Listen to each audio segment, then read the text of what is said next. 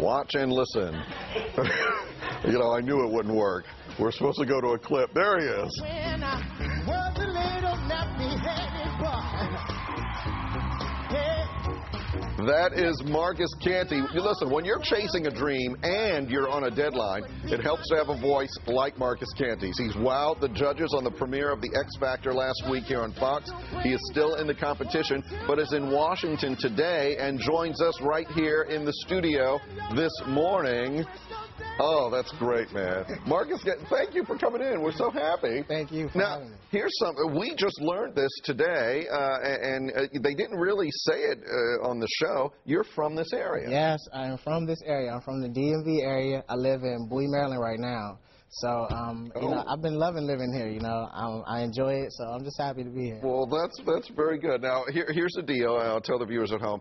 Marcus can't talk about some of what's going on the show because he is still on the show, and there are episodes that have not aired yet, so you want to spoil any surprises. But let me just ask you this. How exciting is it to be involved in the whole process and to get the acclaim that you got when you first went out there?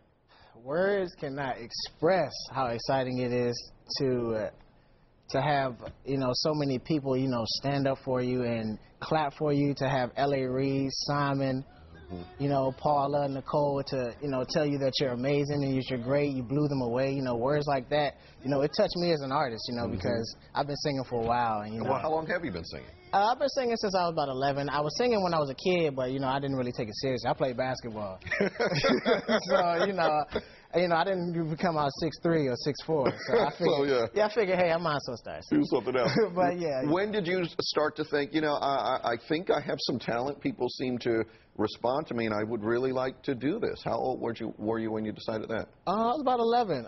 When you were 11, okay. I was 11 years old when I found that out, and it was my first performance at the Apollo.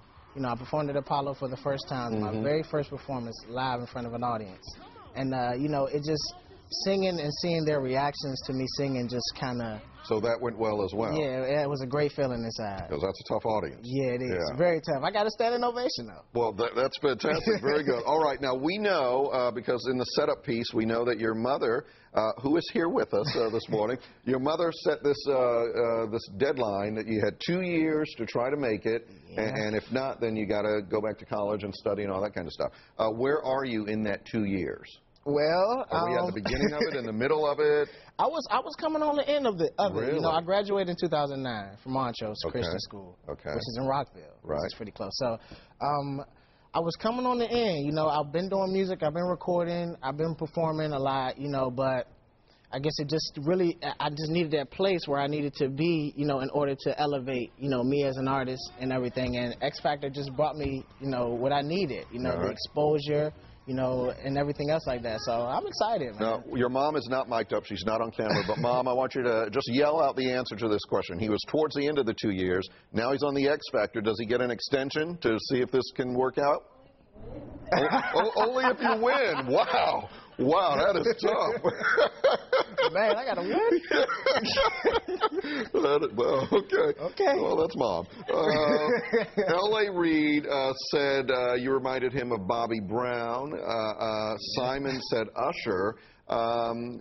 Do you see yourself in any particular vein, or are you just you as far as you're concerned? Well, you know, I'm an artist, so I must say, yes, I'm Marcus Canty.